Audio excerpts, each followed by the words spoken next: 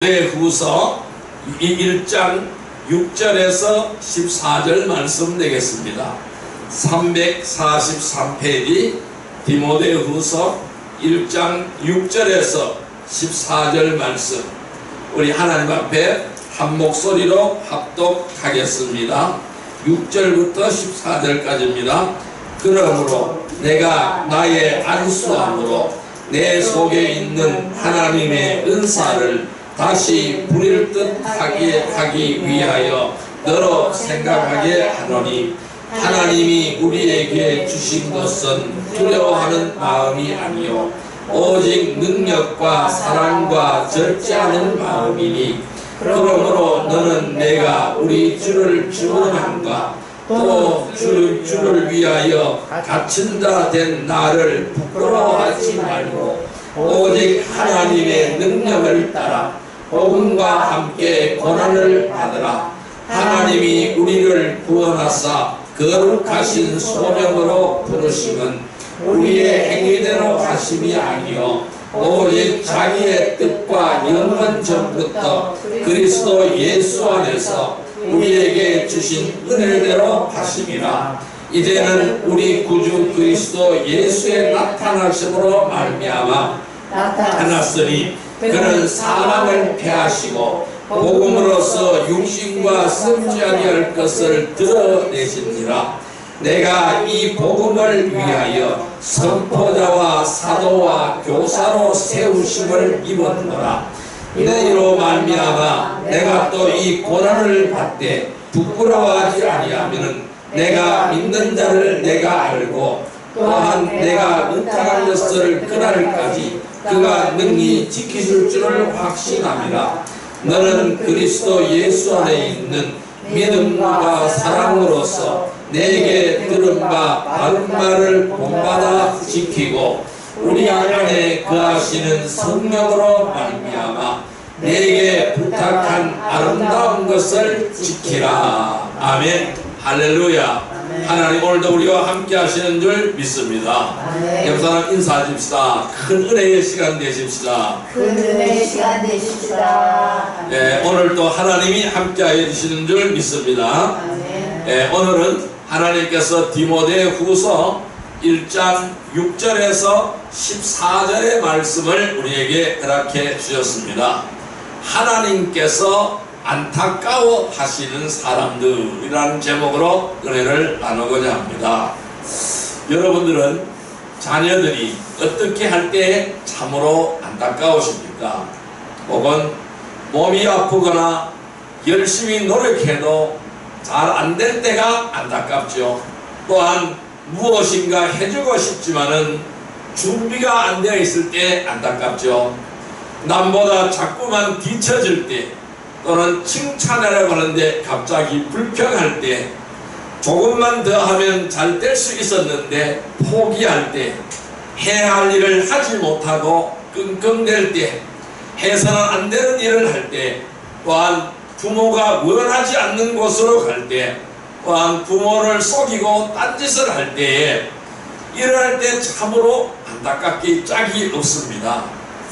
이렇게 안타까운 이유는 할 수 있는데도 하지 않고 최선을 다하지 않아서 생기는 아쉬움이다 라고 말씀드릴 수 있습니다.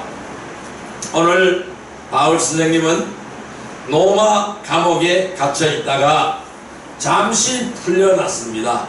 그리고 다시 네로의 박해 가운데 체포되어서 투옥이 되었습니다. 감옥 속에 들어가 있습니다. 그러자 이 감옥 속에 들어있으니까 몸이 자유롭지 못하죠. 그래서 함께하던 동역자들도 모두 바울의 곁을 떠나버렸습니다. 이 바울 사도는 감옥에서 자기가 죽음이 임박했다라는 사실을 느낍니다. 그리고 배교가 시작되는 현실 속에서 그는 늘 아끼고 사랑했던 자식과 같은 이 디모데와 에베소 교회 성도들에게 권고의 편지를 썼습니다. 이 서신서의 내용은 고난을 이겨내야 하고 또 거짓 교사를 분별하고 경계하며 교회에 여러 가지 문제점이 있는 이 문제점을 해결해야 하는지에 대해서 안타까운 심정으로 권면하고 있는 내용입니다. 디모데는 바울 사도가 가장 영적으로 아꼈던 복음으로 난 영적인 자식입니다. 이 영적인 자식이 바로 디모데입니다. 그래서 오늘 이 말씀은 디모데에게 이 말씀이 권면하는 말씀이 되겠습니다. 마치 부모가 자녀에게 가지는 안타까운 심정으로 이 편지를 썼습니다. 여러분, 이 구원받은 하나님의 자녀들이 올바르게 살지 못하고 세상적이고 육신적인 일들로 인해서 주님을 떠나서 세상으로 돌아가고 배교하고 하나님을 대적하는 마귀의 종으로 살아갈 때 얼마나 하나님은 안타까우시겠습니까? 오늘은 하나님 보시기에 참으로 안타까운 성도들이 어떤 사람들인지 살펴보면서 우리는 영적 교훈을 얻고자 합니다. 이 하나님께서 안타까워하는 사람은 나태한 사람입니다. 즉 게으른 사람을 하나님은 가장 안타까워한다는 것입니다. 나태한 사람을 하나님은 안타까워한다는 것입니다. 그래서 왜 하나님은 이 나태한 성도들이 왜 안타까울까요? 오늘 그 이유를 살펴보도록 하겠습니다. 나태한 성도들은 왜 하나님이 안타까워할까요? 그 첫 번째 이유는 막연한 기대를 가지기 때문입니다. 따라할까요? 막연한 기대를 가지기 때문이다. 막연한 기대를 가지기 때문이다. 네, 잠언서 말씀을 보겠습니다. 잠언서 26장 15절에서 16절 말씀을 보겠습니다. 941페이지 941페이지 잠언서 26장 15절에서 16절 말씀을 보겠습니다. 941페이지 잠언서 26장 15절에서 16절 말씀 되겠습니다. 941페이지입니다. 941페이지 잠언서 26장 15절에서 16절 말씀 같이 읽습니다. 게으른 자는 그 손을 그릇에 넣고도 입으로 올리기를 괴로워하느니라. 게으른 자는 사리에 맞게 대답하는 사람 7보다 자기를 지혜롭게 여기느니라. 아멘.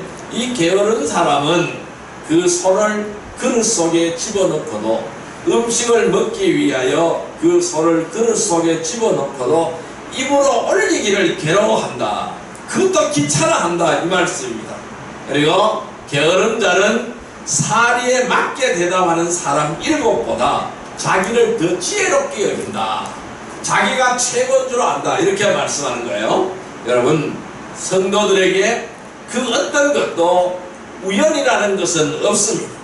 하나님께서는 인간의 생과 사와 화와 복을 주관하시는 분이십니다. 생사화복을 주관하시는 분이십니다. 일확천금을 꿈꾸는 사람들에는 열심히 일해서 잘 살아보겠다고 노력하는 사람들을 오히려 어리석게 여긴다는 것입니다. 그래서 한 번만 잘 되면은, 업은 한 번만 잘 되면은 한꺼번에 모든 것을 얻을 수 있다고 생각하기 때문에 그렇습니다. 우리 김 집사님 저 강원랜드에 자주 가시죠. 거기 가보면은 그 앞에 전당포들이 쫙 있는데 온 차들이 막 아주 고급 차들이 다 주랑 잡혀져 있어요. 왜 그럴까요? 한탕 주의를 노리다가 폐가 망신하는 것입니다. 업을 한 번만 땡기면은, 업을 한 번만 잘 땡기면은 일확천금을 노리겠다라는 그러한 막연한 기대에 빠져가지고 살아가기 때문에 그러한 꼴이 되는 것입니다. 한 번만 잘 되면은 한꺼번에 모든 것을 얻을 수 있다고 생각하기 때문입니다. 성도들 역시 하나님께서 다 알아서 돌보아 주실 것이기 때문에 잘 되겠지 하는 막연한 기대를 하는 사람들이 있다라는 것입니다. 그 사람들이 어떤 사람이냐? 오늘 잠언서 26장 15절 16절에 나타나 있는 사람이라는 것입니다. 이 사람이 막연한 기대를 가지고 있는 게으른 사람이라는 것입니다. 그래서 그 손을 그릇에 넣고도 입으로 올리기를 괴로워하고 또 사리에 맞게 내다보는 사람 7보다도 자기를 더 지혜롭게 여긴다. 자기가 더 똑똑한 사람이다. 자기가 더 훌륭한 사람이다. 이렇게 생각을 한다는 것입니다. 또한 지금은 없지만은 내일은 어떤 방법이 있겠지 하고 막연한 기대를 걸고 가는 것은 그 기대보다는 욕심을 버리지 못하기 때문에 그렇다는 것입니다. 자기가 갖고 있는 욕심을 내려놓아야 되는데 이 욕심을 버려야 되는데 이 욕심을 내려놓지 못하고 욕심을 버리지 못하기 때문에 어번 한 번만 하면 되겠지. 어번 한 번만 하면 되겠지. 어번 한 번만 땡겨보면 되겠지. 어번 한 번만 해보면 되겠지. 이러한 막연한 기대를 가지고 살아간다는 것입니다. 여러분, 세상 사람들도 그것이 나쁜 줄을 압니다. 그러나 우리 성도들은 어떻게 해야 될까요? 땀 흘려서 일을 해야 된다는 것입니다. 땀 흘려서 일을 해서 돈을 벌어야 된다는 것이죠. 성도들은 땀 흘려 일해야 됩니다. 이것이 하나님이 우리에게 주신 것입니다. 하나님 우리에게 생육하고 번성하라 그랬어요. 어떻게? 땀 흘려 수고하라는 것입니다. 땀 흘려 수고할 때 생육하고 번성한다는 것입니다. 그럼 우리는 땀 흘려 일을 해야 되는데 어떻게 해야 될까요? 주님이 우리에게 주신 것이 있습니다. 주님이 우리에게 주신 것들을 헛되이 사용하거나 육신의 만족을 위해서 필요 이상으로 낭비하지 말아야 한다는 것입니다. 어리석은 자나 우매한 자나 게으른 자들은 하나님께서 참으로 안타까워한다는 사람들이라는 것이죠. 왜냐하면 자신에게 주어진 특권이 있는데 이 특권을 헌신짝처럼 차버리고 스스로 자신의 복들을 걷어차는 사람들이기 때문에 그런 거예요. 하나님 앞에서 늘 우리는 부지런하고 충성하고 헌신하면 하나님께서 복을 쌓을 것이 없도록 쏟아부어 준다고 하나님은 말씀하시고 있습니다. 오늘 우리에게 오늘 본문의 말씀 보면은 오늘 본문 1장 11절 말씀을 보면은 내가 이 복음을 위하여 선포자와 사도와 교사로 세우심을 입었노라. 12절 이로 말미암아 내가 또 이 고난을 받되 부끄러워하지 아니하면은 내가 믿는 자를 내가 알고 또한 내가 의탁한 것을 그날까지 그가 능히 지키실 줄을 확신함이라. 이렇게 말씀하고 있어요. 오늘 우리는 주의 말씀을 붙들고 주의 말씀을 실천하고 주의 말씀을 지키는 자들이 되기를 주님의 이름으로 축원드립니다.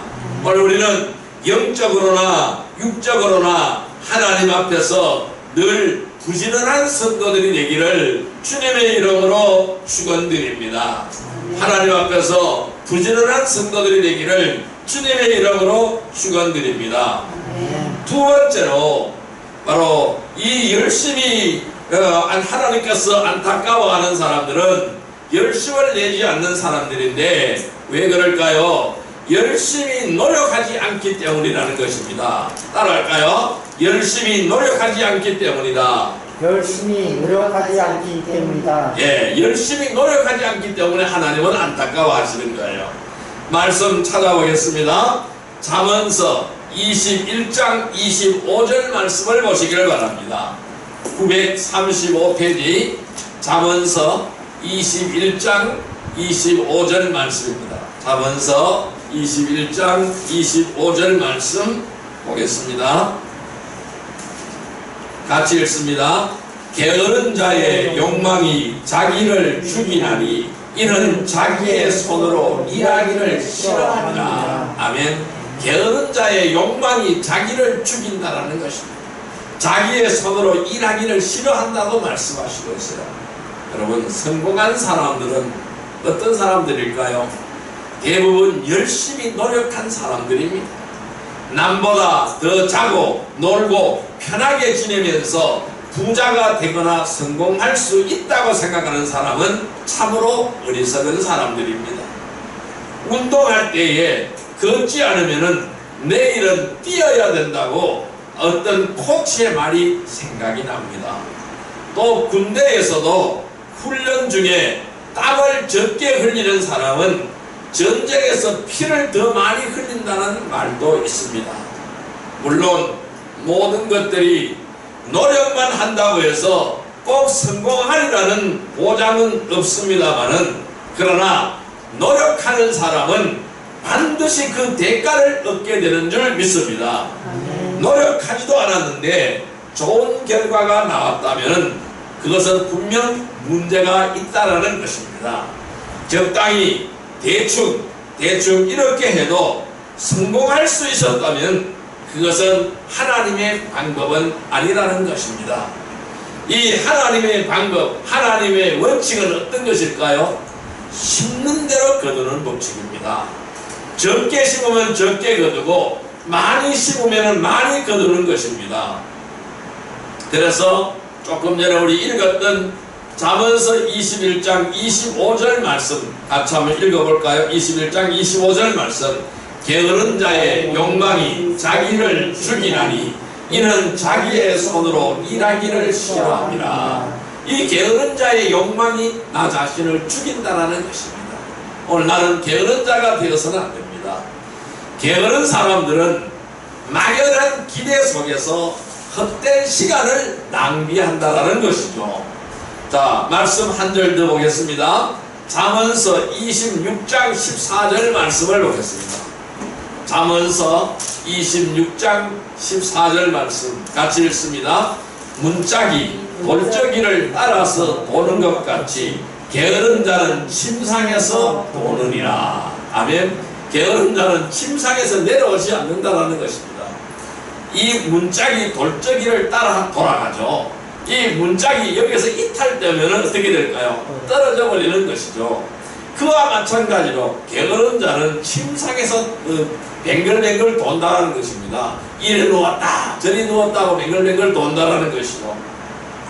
그래서 이 게으른 자의 영혼은 아무리 많은 것을 소망하여도 아무것도 얻지 못한다라는 것입니다. 왜냐하면 헛된 삶을 살아가기 때문입니다. 게으름은 자신뿐만 아니라 자신과 관련되어 있는 모든 사람들을 다 망치는 것이 게으름입니다. 재능을 가진 자가 노력하는 자를 이기지 못하고 노력하는 자는 즐기는 자를 이기지 못하는 줄 믿습니다. 성도들은 자신이 하는 일에 보람을 가지시기를 바랍니다. 내가 하는 일에 자부심과 긍지를 가지시기를 바랍니다. 그래서 우리는 하나님의 일을 즐겁게 신명나게 해야 될 줄로 믿습니다. 하나님이 우리에게 주신 달란트가 있습니다. 이 달란트를 선용하며 열심히 노력하는 성도들이 되기를 주님의 이름으로 축원드립니다. 마태복음 25장에 보면은 달란트의 비유로 예수님께서는 말씀하시고 있습니다. 이 어떤 주인이 있었는데 그 주인의 집에 종이 3사람이 있었습니다. 이 주인은 길을 떠나게 되었어요. 그래서 3사람의 종을 불렀습니다. 나는 내가 너희들에게 이 달란트를 주고 가겠다. 그래서 1년 동안 내가 집을 비울 테니까 내가 돌아왔을 때 결산하는 자리에 최고의 결실을 만들어 달라고 이렇게 부탁을 하면서 달란트를 주었어요. 첫 번째 종한테는 5달란트를 주었고, 두 번째 종한테는 2달란트를 주었고, 세 번째 종한테는 1달란트를 주었습니다. 왜 같이 주지 않았을까요? 왜 똑같이 주지 않았을까요? 그 사람의 능력의 차이가 있는 것입니다. 그 사람의 재능의 차이가 있는 것입니다. 그 사람의 역량에 맞게 주었다라는 것입니다. 이 말씀은 하나님이 오늘 우리에게 달란트를 주셨는데 각자가 다른 달란트를 주었다라는 것이죠. 왜? 그 사람의 역량에 맞게끔 주었다라는 것입니다. 그 사람이 필요한 것을 주었다라는 것입니다. 그러나 우리는 이 달란트의 적고 많음이 문제가 아니라 내가 하나님이 주신 이 달란트를 어떻게 쓰느냐가 더 문제라는 것입니다. 그래서 이 달란트를 받은 세 사람의 종은 이제 1년이 되었습니다. 주인이 돌아왔습니다. 결산을 하는 자리가 되었죠. 그래서 5달란트를 받아간 종은 주인 앞에 10달란트를 가지고 와서 보고합니다. 주인이시여, 나는 주인이 주는 이 달란트를 열심히 사용을 해서 5달란트의 이익을 남겼습니다 라고 돌려드렸어요. 그러니까 주인이 흐뭇하게 웃으면서 이 착하고 충성된 종아, 네가 작은 일에 충성을 다했으니까 나는 너에게 큰 것으로 축복하리라 라고 말씀하였습니다. 두 번째 종은 4달란트를 가지고 와서 첫 번째 종이 이어 보고하는 대로 그대로 보고를 했습니다. 역시 칭찬을 받았습니다. 문제는 1달란트를 받은 사람이었어요. 그 1달란트를 받은 사람은 1달란트를 그대로 가지고 왔습니다. 나는 주인은 굳은 사람이라고 생각했습니다. 심지 않은 데서 거두는 사람이라고 생각을 했습니다. 그래서 나는 이것을 쓰다가 잃어버리면은 주인이 책망하실까봐 두려워서 이걸 가지고 아무것도 하지 못하고 땅속에 묻었다가 다시 캐 가지고 와서 돌려드립니다 라고 보고를 하니 주인은 벌컥 화를 내면서 이 악하고 무익한 종아, 크게 책망을 하면서 어두컴컴한 거리로 내쫓아버렸어요. 그래서 1달란트를 뺏어다가 10달란트를 가지고 온 사람한테 상금으로 주어버렸다는 것입니다. 그래서 무릇 있는 자는 더 많이 가지게 되는 줄로 믿습니다. 그래서 우리는 이 주님이 주신 이 달란트, 각자의 역량에 따라 하나님은 주었지만은 우리는 이것을 최선을 다해서 열심히 노력을 해야 된다는 것은 다 똑같다는 것입니다. 그래서 우리는 최고의 결과를 만들어 가야 된다는 것이죠. 오늘 하나님은 우리에게 이렇게 말씀합니다. 오늘 디모데후서 1장 11절 오늘 본문 말씀에는 이렇게 말씀합니다. 내가 이 복음을 위하여 선포자와 사도와 교사로 세우심을 입었노라 이렇게 말씀하고 있어요. 각자에게 하나님은 우리에게 위치에 맞게 직분을 허락해 주셨다라는 것입니다. 그러나 이 달란트를 다 주셨다라는 것입니다. 그럼 이 일을 하는 것은 이 선포자라, 복음의 선포자라고 해서 더 많이 일을 해야 되느냐? 그것은 아니라는 것이죠. 또한 사도라고 해서 더 많이 일을 해야 되느냐? 그것은 아니라는 것입니다. 교사라고 해서 더 많이 일을 해야 되느냐? 그것은 아니라는 것입니다. 그럼 어떻게 해야 될까요? 13절에 말씀하고 있습니다. 너는 그리스도 안에 있는 믿음과 사랑으로서 내게 들은 바 바른 말을 본받아 가지고 우리 안에 거하시는 성령으로 말미암아 내게 부탁한 아름다운 것을 지키라 라고 말씀하고 있습니다. 그러니까 최고의 결실을 만들어라는 것이죠. 주님이 주신 달란트를 선용하여 열심히 노력하는 성도들이 되기를 주님의 이름으로 축원드립니다. 세 번째로 어떤 사람을 하나님은 안타까워하실까요? 아무것도 준비하지 않는 사람을 안타까워하십니다. 따라할까요? 아무것도 준비하지 않기 때문. 예, 말씀 찾아보겠습니다. 잠언서 26장 13절 말씀 보겠습니다. 잠언서 26장 13절 말씀 941페이지 잠언서 26장 13절 말씀 941페이지입니다. 잠언서 26장 13절 말씀 잠언서 26장 13절 말씀입니다. 잠언서 26장 13절 말씀 같이 읽습니다. 게으른 자는 길에 사자가 있다, 거리에 사자가 있다 하느니라. 아멘. 게으른 자는 길에 사자가 있어서 겁이 나서 못 가겠고 거리에 사자가 있어서 겁이 나서 못 나가겠다라는 것이죠. 우리가 열왕기하 4장을 보면은 엘리사와 선지자의 아내 이야기가 나오는 것을 볼 수가 있습니다. 이 여인은, 이 선지자의 아내는 이 남편이 죽었어요. 과부가 되었어요. 그래서 빚이 있는데 채무를 갚지 못하였습니다. 이 채무를 갚지 못하고 이 자녀까지 잡혀가게 생겼습니다. 빚으로 말미암아 노예로 팔려가게 생겼다라는 것이죠. 그래서 이 엘리사는 그 여인에게 말을 합니다. 동네에 가서 그릇을 있는 대로 빌려오라고 말을 했습니다. 그래서 그 여인은 이 엘리사의 말씀대로 동네로 나가서 집집마다 다니면서 그릇을 있는 대로 빌려왔습니다. 그런데 이 엘리사가 그 그릇이 다 찰 때까지 기름이 계속해서 부어졌습니다. 그러니까 그릇이 없으니까 이제 기름을 더 못 채워넣는 겁니다. 그래서 그 기름을 팔아서 어떻게 됐을까요? 빚을 다 갚고 하나님의 은혜 가운데 살게 되었습니다.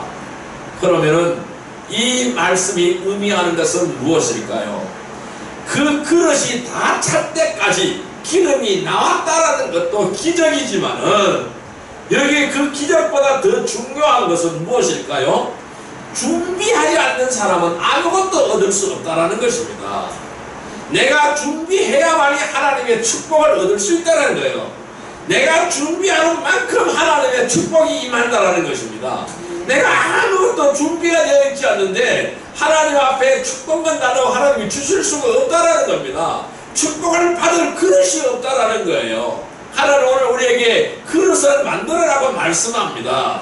바로 이런 사람은, 그걸 만들지 않는 사람은 감나무 밑에 누워서 하고 감이 떨어지기를 기다리고 있는 사람이라는 것입니다. 그 감은 떨어지지 않습니다. 떨어진다고 하더라도 그 사람 입으로 들어갈 리가 없다라는 것입니다. 그래서 준비하지 않는 사람은 아무것도 얻지 못하고 적게 준비하면 적게 얻을 수 있습니다. 우리는 하나님 앞에 크나큰 축복을 받기 위해서 많이 준비하시길 바랍니다. 그릇을 많이 준비해서 계속 축복의 기름을 계속 채워넣기를 바랍니다. 그래서 잠언서 20장 4절 말씀을 보겠습니다. 잠언서 20장 4절 말씀 933페이지입니다. 933페이지 잠언서 20장 4절 말씀 같이 읽습니다.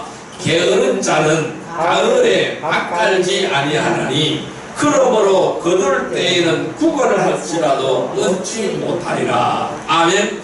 이 게으른 자는 밥 갈 때가 되었는데도 밭을 갈지 않습니다.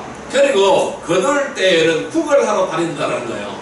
그러니까 자기가 열심을 내지 않고 자기가 준비하지 않으면 누가 채워줍니까? 안 채워준다라는 것이죠. 그래서 우리는 밭을 갈 때는 갈아야 되고 씨를 심을 때는 심어야 되는 줄 믿습니다. 그래서 수확할 때는 수확해야 되는 줄 믿습니다.